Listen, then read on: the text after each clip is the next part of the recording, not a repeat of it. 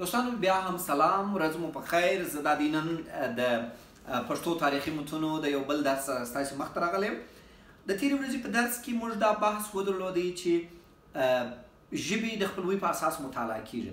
موږ نن ګورو چې پښتانه چې نن په مرکزي اریانا کې ژوند کوي څوک دي، له کومه راغلي دي او له کومه سوي دي. د دې لپاره مهمه ده چې لومړی پښت چې اریایان پر هغه باندې یو مفصل بحث وړاندې کړو. د اریایانو په اړه تر ټولو مهم بحث دا دی چې اریایان له میلاد 4000 کاله مخکې د تورې بحیرې پر غاړه باندې اوسېدل. د دوی لومړۍ ډله د نفوذي تراکم له لحاظه 4000 قبل المیلاد د اوسني المان پر خوا تللي دي، او المانان چې نن ورځ ځان ته ارین او پاکزاد او نجیب وایي او دغه به همیشه ادعا کوله، هټلر به ویل چې پر نړۍ یوازې د دوی واک چلیدلی سي ځکه چې دوی ارین او پاکزاد دي. د هغه ادعا اساس همدغه دی. دوهمه ډله د هندوکش د غرونو واوښتل او راغلله د امو د سیند پر غاړه باندې په بلخ یا بوختي کې دلته یو تمدن ایجاد کړي. دغه خلک هم دلته مشترک اوسېدل، مشترک دین، مشترک ژبه او مشترک اصول یې درلودل. د دوی هغه اوله سیمه چې اریاناویجه نومېدله یا د اریایانو سیمه، دغه بحث به موږ په یو بل بحث کې وروسته چې ولې اریاناویجه وه یا ولې اوس موږ پښتانه اریایان یا د اریایي مځکو خلک بولو مطرح سي. دغه خلک چې د هندوکش د غرونو تیر شول، په بلخ، بخدي یا باختر کې یو تمدن ایجاد کړي. دغه د بخدي تمدن وروسته د میلاد څخه 2000 کاله د مخه 2 هجرته دوی نور وکړله. لومړی هجرت دوی د بلخ د جنوبي غربي خواته د هریوا یا هرات پر خوا له خراسانه تیر شول، د پارس خاورې یې ونیولې او اوسره ایران یې تشکیل کړ. د دوی دغه هجرت مورخینو هڅې تعیین کړي دي چې 14 قرنه قبل المیلاد څخه شروع شوی تر 8 قبل المیلاد پیړۍ پورې جاري و، او لومړی دولت دغو اریایي اقوامو په ایران کې د ماد په نامه د 9 قبل المیلادي پیړۍ په ابتدا کې تشکیل کړی و. دا هغه د ماد تمدن دی چې د شمالي د جنوبي غربي اریایانو د خوا څخه جوړ شو. دوهمه ډله یې ولاړل او د کابل او خیبر له لارې څخه د سپاستندو یعنې د اوو دریابونو په مځکه کې سره خپاره شول. دوی تر اباسین تیر شول او د اباسین او ګنګا په منځ کې یو ځلانده مدنیت جوړ کړ او د هند په ځنګلونو او بڼو کې ودان شول. د دغو هندي اریانو لېږدېدنه هم له 14 قبل میلادي پیړۍ څخه شروع کیږي.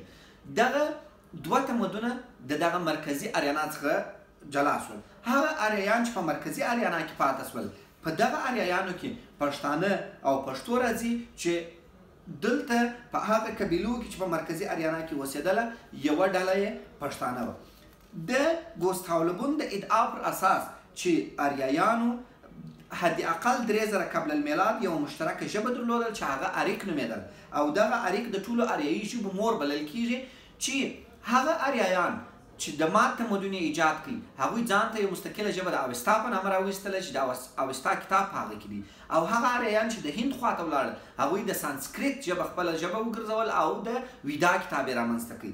یعنې د ویدي او ماد تمدن دغه 2 ژبې شوې. په مرکزي اریایانو کې یوه تر ټولو مطرحه او کنزرویټیو یا محافظه کاره ژبه پښتو چې تر اوسه پاتې شول.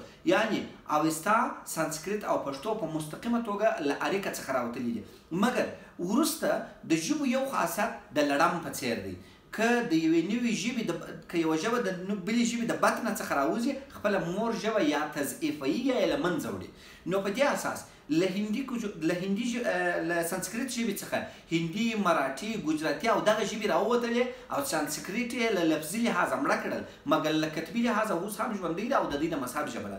او د اوستا له بطنه څخه زړه پارسي و، ساساني، اشکاشمي او اوسنۍ پارسي یا دری راووتله او اوستا یې له لفظي لحاظه مړه کړله، مګر د اوستا کتاب کې دا ژوندی ده.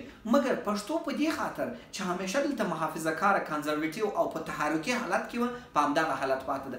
د دې یو غټ علت دا دی چې اکثره خلک وایي چې ولې موږ د پارسي ژبې آثار سته.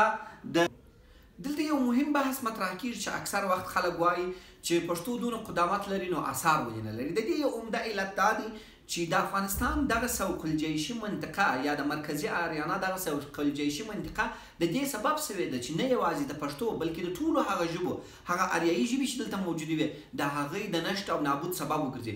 تاسې ګورئ د پشیانو ژبه، د نورستانیانو ژبې، د پامیرونو ژبې، دا ټولې ژبې په هغه وخت کې خپل اثار درلودل، ولې د یوه اثر نه دي پاته.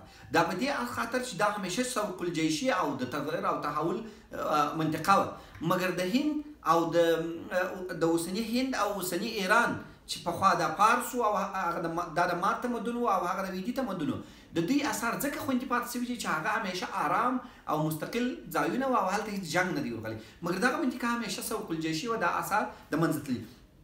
دا چې پښتو ژبه د آر څخه د اریک څخه راوتلې ده، د دې لپاره نور استدلالونه په نور بحثونو کې موږ په جلا وختونو کې رااخلو چې موږ ته دا تثبیتوي چې پښتو په اصل کې یوه اصیله آریایي ژبه ده چې د اوستا او سانسکریت سره یو ځای د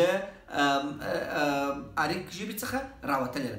دا چې ولې څنګه او نور استدلالونه څنګه دي، دا زموږ د یو بل بحث د یو بل درس موضوع ده چې انشاءالله په نورو ورځو کې به یې تاسو ته وړاندې کړو.